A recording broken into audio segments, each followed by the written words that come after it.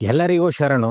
October 2ನೇ ತಾರೀಕಿಂದ October 13ನೇ ತಾರೀಕುವರೆಗೂ ಯುವ ಪರಿವರ್ತನಾ ಯಾತ್ರೆ ಅಂತೇಳಿ ಮುಧೋಳದ ನಮ್ಮ ಯಲ್ಲಪ್ಪ ಹೆಗಡೆ ಯುವ ನಾಯಕರವರು ಅವರ ನೇತೃತ್ವದಲ್ಲಿ ಒಂದು ಯಾತ್ರೆನ ನಡೆಸಿದ್ವಿ. ನಮ್ಮ ಮೂಲ ಉದ್ದೇಶ ಇದ್ದಿದ್ದು ಏನು, ನಮ್ಮ ಜೊತೆ ಒಂದು 50-60 ಯೂತ್ಸ್ ಇದ್ರು, ಅವರ ಪರಿವರ್ತನೆ ಆಗಬೇಕು. ಇದ್ರ ಜೊತೆಗೆ ಎಲ್ಲ ಜಿಲ್ಲೆಯಲ್ಲೂ ನಡೀತಾ ಇರುವಂಥ ಬಿಡಿ ಬಿಡಿ ಹೋರಾಟ ಇರ್ಬೋದು, ಮತ್ತು ಬೇರೆ ಬೇರೆ ಜಿಲ್ಲೆಯಲ್ಲಿ ಇದ್ದಂಥ ಯುವ ನಾಯಕರುಗಳನ್ನ ಭೇಟಿ ಮಾಡುವಂಥದ್ದು, ಒಂದಷ್ಟು ಸಮಸ್ಯೆಗಳನ್ನ ಸರ್ಕಾರದ ಗಮನಕ್ಕೆ ತರಬೇಕು ಅನ್ನುವಂಥ ಉದ್ದೇಶದಿಂದ ಇದನ್ನ ನಡೆಸಿದ್ವಿ. ಇಲ್ಲಿ ಈ ಯಾತ್ರೆ ಉದ್ದಕ್ಕೂ ನನ್ನ ಅನಿಸಿಕೆ ಏನನ್ನಿಸ್ತು ಅದನ್ನ ನಾನು ತಿಳಿಸ್ತೀನಿ.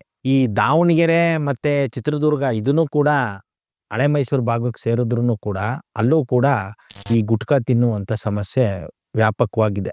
ಅದರಲ್ಲೂ ಕಲ್ಯಾಣ ಕರ್ನಾಟಕ, ಕಿತ್ತೂರು ಕರ್ನಾಟಕ ಅಂತ ಕರೀತಾರೆ. ಇಲ್ಲಿ ಇದು ತುಂಬಾನೇ ದೊಡ್ಡ ಪಿಡುಗಾಗಿ ಮಾರಕವಾಗಿ ಯೂತ್ಸನ್ನ ಹಾಳು ಮಾಡ್ತಾ ಇದೆ.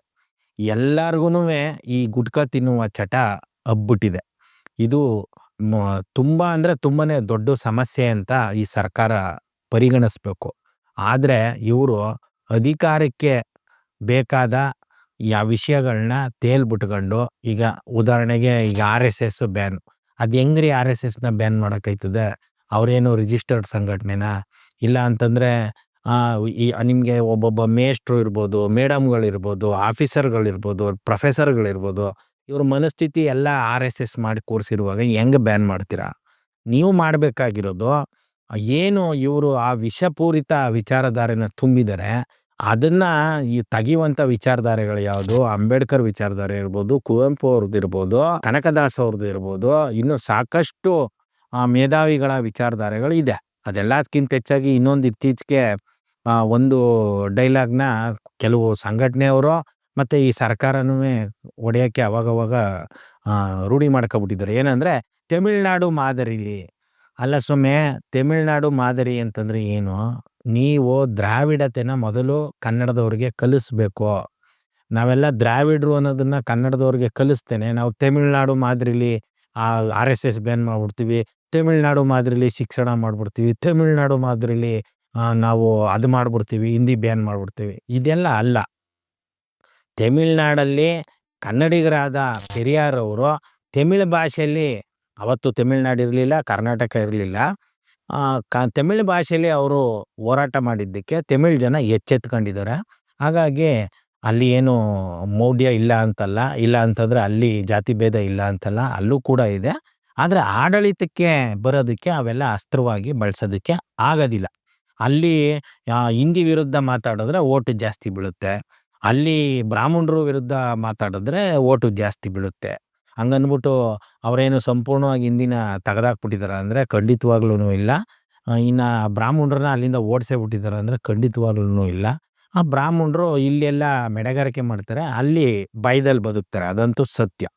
ಈ ರೀತಿಯ ಮನಸ್ಥಿತಿನ ನೀವು ಇಲ್ಲಿ ಹುಟ್ಟಾಕ್ದೇನೆ, ಅಂದರೆ ದ್ರಾವಿಡತೆನ ತುಂಬದೇನೆ ಸುಮ್ಮನೆ ಅದರ ಹೆಸರು ಬೇರೆ ಹೇಳಿ ಅದನ್ನೂ ನೀವು ಕೆಡಿಸುವಂಥ ಕೆಲಸನ ಮಾಡಬಾರ್ದು. ಕಾಂಗ್ರೆಸ್ನವರು ನಿಮಗೆ ಈಗ ಅಧಿಕಾರ ಸಿಕ್ಕಿದೆ, ನೀವು ಡೆವಲಪ್ ಮಾಡಬೇಕು. ವೆರಿ ಫಸ್ಟು ಅದೊಂದು ಏನು ಹೈದರಾಬಾದ್ ಕರ್ನಾಟಕ ಅಂತ ಒಂದು 6-7 ಜಿಲ್ಲೆಗೆ ವಿಶೇಷ ಅನುದಾನ 351 ಜೇನೋ ಏನೋ ಹೇಳ್ತಾರೆ, 371 ಜೆ. ಸೊ ಆ ವಿಶೇಷ ಅನುದಾನ ಅಂತೆಲ್ಲ ಹೇಳಿ ಅದಕ್ಕೊಂದಷ್ಟು ಅಧ್ಯಕ್ಷ ಇದನ್ನೆಲ್ಲ ಮಾಡಿ ಎಷ್ಟೋ 5,000 ಕೋಟಿ ಏನೋ ಅದಕ್ಕೆ ಫಂಡನ್ನು ಕೊಟ್ಟೆಲ್ಲ ಮಾಡ್ತಾ ಇದ್ದೀರಿ. ಪರವಾಗಿಲ್ಲ. ಗುಲ್ಬರ್ಗ, ವಿಜಯಪುರ, ಕಿತ್ತೂರು ಕರ್ನಾಟಕಕ್ಕೆ ಬರುತ್ತೆ. ನಾನು ಈಗ ಪಾಸಾದಾಗ ನೋಡ್ದಂಗೆ ಬೀದರು ಮತ್ತು ಗುಲ್ಬರ್ಗ ಇದೆಲ್ಲ ಭಾಳ ಚೆನ್ನಾಗಿದೆ. ಯಾದಗಿರಿ ಭಾಳ ಅಂದರೆ ಭಾಳ ಹಿಂದುಳಿದಿದೆ, ಅಲ್ಲೆಲ್ಲ ಸಮಗ್ರ ನೀರಾವರಿ ಆಗಿಲ್ಲ. ಇನ್ನು ಭೀಮಾ ನದಿಲಿ ಎಷ್ಟು ನೀರು ಹೋಗ್ತಾಯಿತ್ತು ಅಂತಂದರೆ ಜಸ್ಟ್ 2 ಕಿಲೋಮೀಟ್ರು ಯಾದಗಿರಿ ಸಿಟಿಗಿರೋದು. ಅಂಥ ಕಡೆ ನೀರಾವರಿ ಯೋಜನೆಗಳನ್ನ ಮಾಡಬೇಕು. ಜನರಿಗೆ ಪೌಷ್ಟಿಕಾಂಶದ ಕೊರತೆ ಎದ್ದು ಕಾಣ್ತಿದೆ ಈ ಭಾಗದಲ್ಲಿ. ಅವ್ರಿಗೆ ಇದು ಬರೋದಕ್ಕೆ ಬರೀ ಗುಟ್ಕಾ ತಿನ್ನೋದ್ರಿಂದ ಮಾತ್ರ ಸಮಸ್ಯೆ ಅಲ್ಲ. ಬೆಳಿಗ್ಗೆ ಎದ್ದರೆ ಎಣ್ಣೆಲಿ ಕರೆದಿರೋ ಮೆಣಸಿನ್ಕಾಯಿ ಬಜ್ಜಿ, ಟೀ ಕುಡಿತಾರೆ, ಏನು ಒಳ್ಳೆ ಪಾಯಸ ಇದ್ದಂಗೆ ಇರ್ತದೆ, ಕಡಲೆಪುರಿ ಬೆಳಗ್ಗೆಯಿಂದ ರಾತ್ರಿವರೆಗೂ ಆ ಕಡಲೆಪುರಿನೇ ತಿಂತಾ ಇರ್ತಾರೆ. ಇದರಿಂದ ಮನುಷ್ಯನ ದೇಹಕ್ಕೆ ಯಾವ ಅಂಶ ಸಿಗುತ್ತೆ?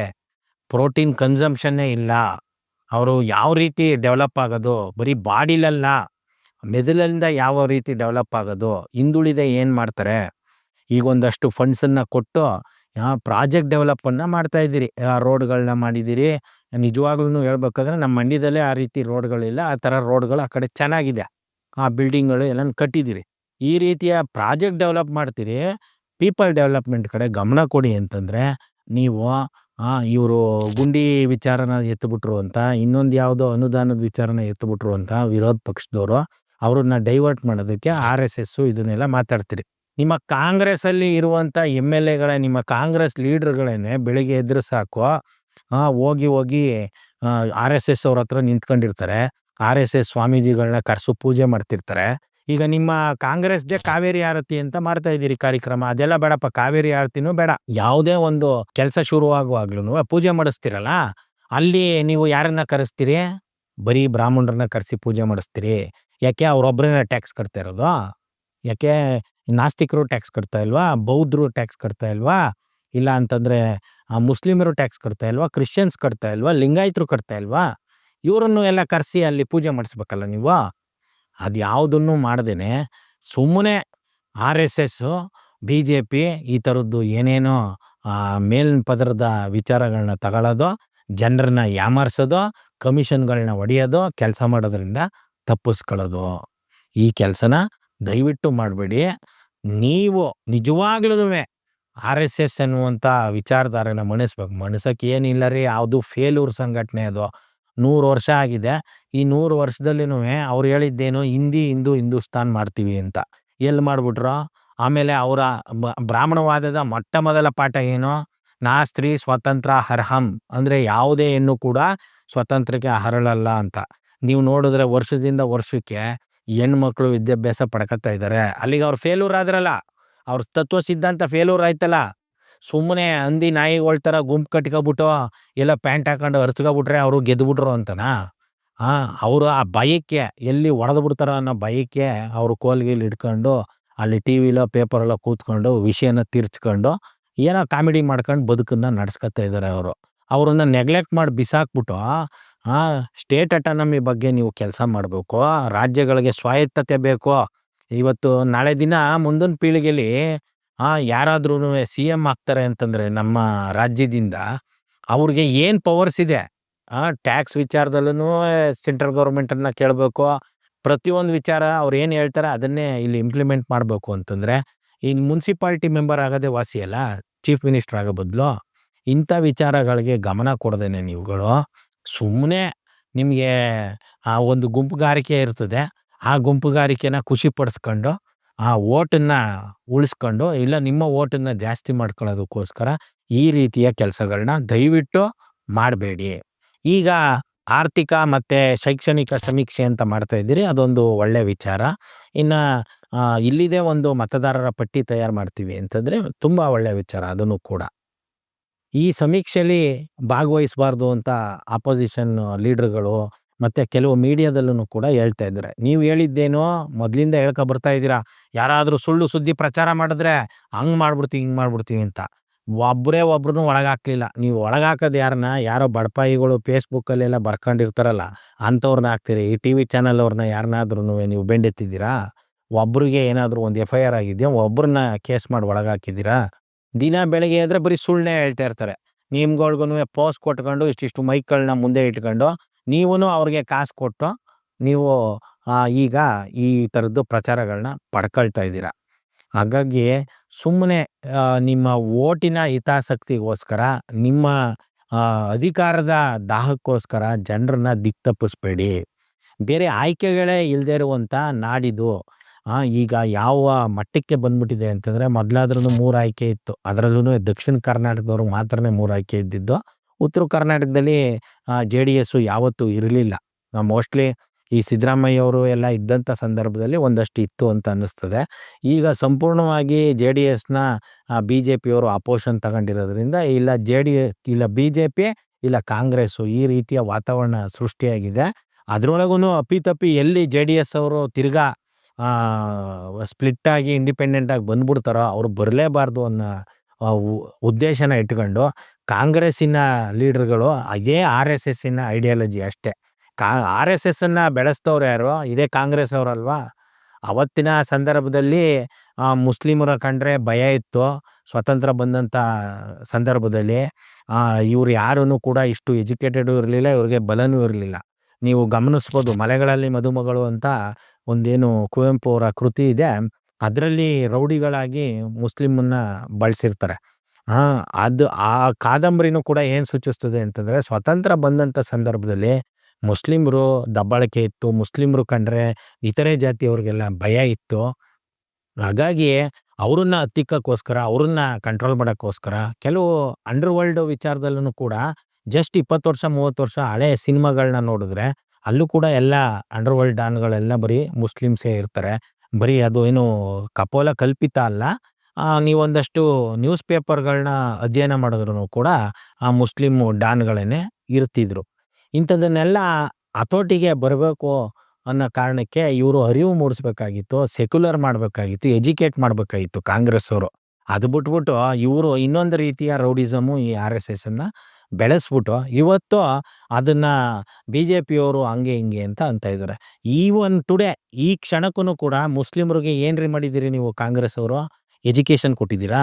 ಇಲ್ಲೇ ಕರ್ನಾಟಕದ ಉದಾಹರಣೆನೇ ಹೇಳ್ತೀನಿ. ಪಾಪ ಅವರ ಉರ್ದು ಸ್ಕೂಲ್ಗಳನ್ನ ನೀವು ಉರ್ದುಂಬಿಸ್ಬಿಟ್ರಿ, ಸಪೋರ್ಟ್ ಮಾಡಿಬಿಟ್ರಿ. ಆ ಉರ್ದುಲಿ ಓದ್ಬಿಟ್ಟು ಅವ್ರು ಏನು ಮಾಡಬೇಕು?